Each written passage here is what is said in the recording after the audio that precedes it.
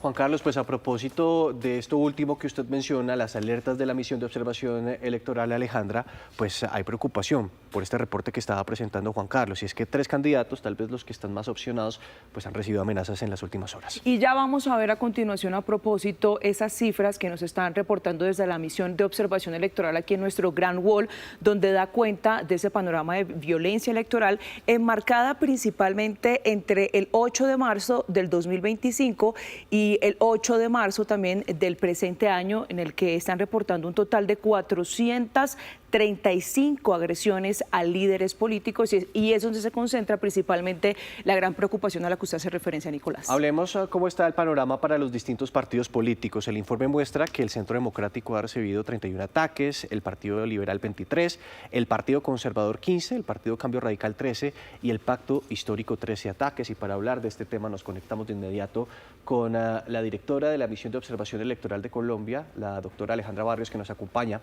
a esta hora de la mañana aquí en Noticias Caracol. Directora, bienvenida. Muy buenos días y muchísimas gracias por la invitación, y efectivamente, como ustedes lo están señalando, Sí. la semana pasada presentamos el corte de lo que fue el año preelectoral para elecciones a Congreso de la República, donde vemos un incremento y además una concentración en la violencia contra los liderazgos políticos. Pasamos de la concentración de la violencia contra liderazgos sociales, posteriormente liderazgos comunales, a un año donde se concentró la violencia contra liderazgos políticos. Esto representan el 63% de los hechos de violencia contra los diferentes tipos de liderazgo, y lamentablemente, de manera particular, estos temas de violencia se concentran en los departamentos del Cauca, del Valle del Cauca, de Antioquia y de Norte de Santander, que tienen casi que el 50% de los hechos de violencia contra este tipo de liderazgos. Alejandra, ¿qué llamada hacen ustedes a las autoridades competentes cuando ya sobre la mesa tenemos 3 candidatos amenazados? Tal vez son los 3 que están punteando en este momento las encuestas: el doctor Iván Cepeda, la senadora Paloma Valencia, el abogado Abelardo de las Priella. ¿Cuál es el llamado que ustedes hacen a las autoridades competentes? Mira, aquí hay un llamado tanto a las autoridades como un trabajo que tienen que hacer las mismas campañas políticas por parte de las autoridades competentes. Es importante poder avanzar hacia una comisión de seguimiento electoral que tenga un informe particular del tema de violencia contra liderazgos políticos, porque se necesita poder tener una coordinación desde el nivel local hasta el nivel nacional. No basta solamente con esquemas de seguridad del nivel nacional, los que claramente también deben ser fortalecidos, sino también desde el nivel local, que pueda haber un flujo de información muy importante para que se pueda decidir qué tipo de eventos pueden hacer cada uno de los candidatos de acuerdo al perfil que tienen las amenazas en los diferentes municipios o departamentos del país. Como vemos, se concentra más en algunos departamentos, subregiones, pero también el tipo de amenazas en las regiones es diferenciado para cada una de las candidaturas. Y para las campañas políticas, una coordinación muy importante con la Unidad Nacional de Protección, una coordinación muy importante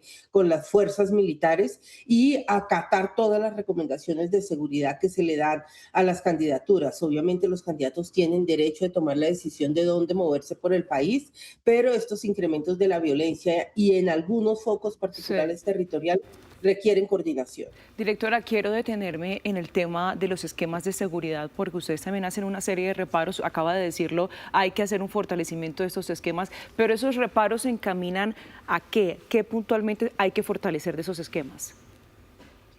Puntualmente, lo que hay que fortalecer de los esquemas es no solo el número, sino también el tipo de seguridad que se requiere en cada uno de los diferentes territorios que van los distintos candidatos. Voy a poner ejemplos. No es lo mismo el tema de seguridad para la candidata Paloma Valencia cuando se mueve en el departamento del Cauca, o si desea moverse en algunas subregiones del departamento, de los departamentos del Valle del Cauca o de Arauca, que el que requiere, por ejemplo, el candidato Iván Cepeda, si se está moviendo en territorios como la costa Caribe, en subregiones como Montes de María, en algunas zonas del departamento del Magdalena, o la seguridad que puede requerir el candidato Abelardo de la Espriella si se mueve en departamentos como Santander, Norte de Santander.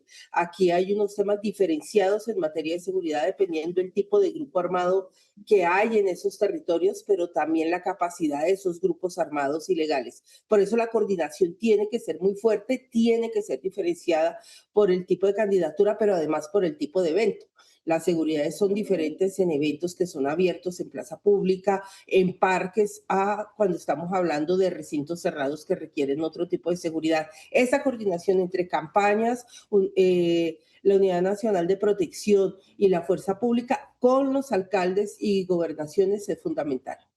Alejandra, quiero que nos detengamos nuevamente con las cifras que la misión de observación está presentando. Ustedes en este momento señalan 435 líderes políticos han sido amenazados, pero quiero que nos detengamos en estas cifras.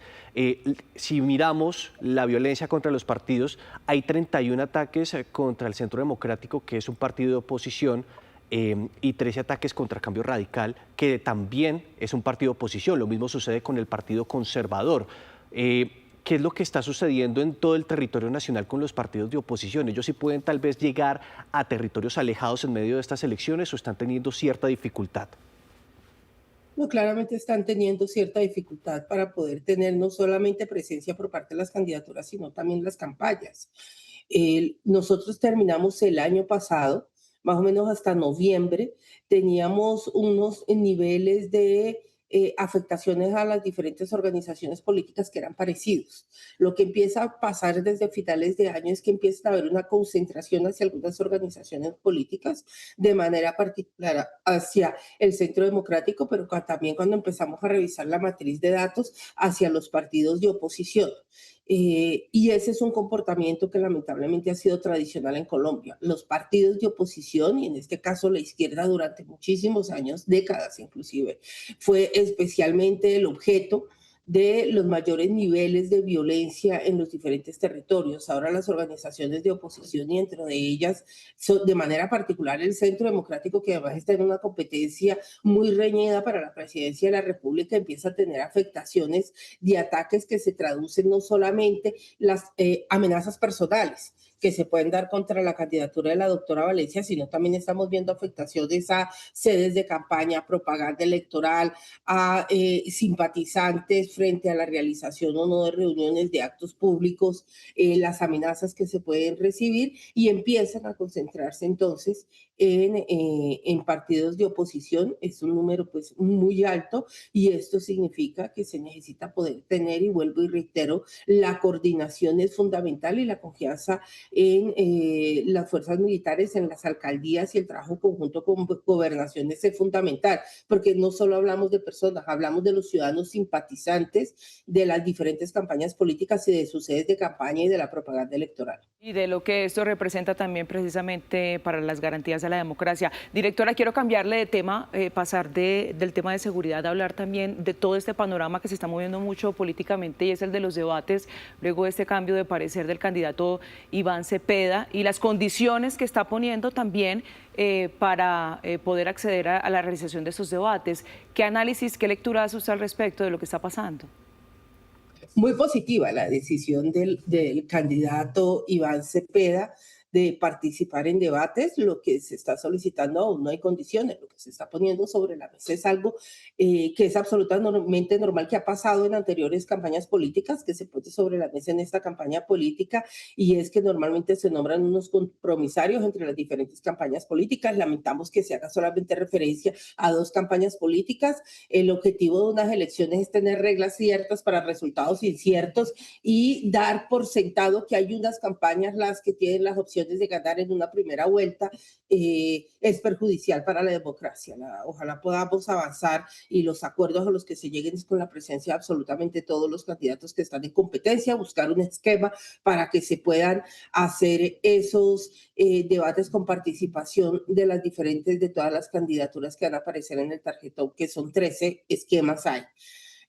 Condiciones, reglas de juego de los debates, inclusive puedo tomar el ejemplo de Estados Unidos. En Estados Unidos hay unos comités específicos de debates de los demócratas, de los republicanos, se sientan, acuerdan cuáles son los temas, acuerdan las reglas de juego, acuerdan quiénes son los presentadores y se hace a nivel nacional con transmisión encadenada de los diferentes medios de comunicación. Así que si estamos avanzando en ese esquema, pues es buscar la mayor garantías para todas las candidaturas en un debate donde tengan todos confianza y lleguen con confianza a presentar sus ideas. Y Lamentable que la reacción haya sido como si estuviera subiéndose a un a un centro, a un cuadrilátero de boxeo, ¿no? Es el debate con las ideas, no con agresiones. Alejandra Barrios, directora de la Misión de Observación Electoral, gracias por esos minutos. A ustedes muchísimas gracias.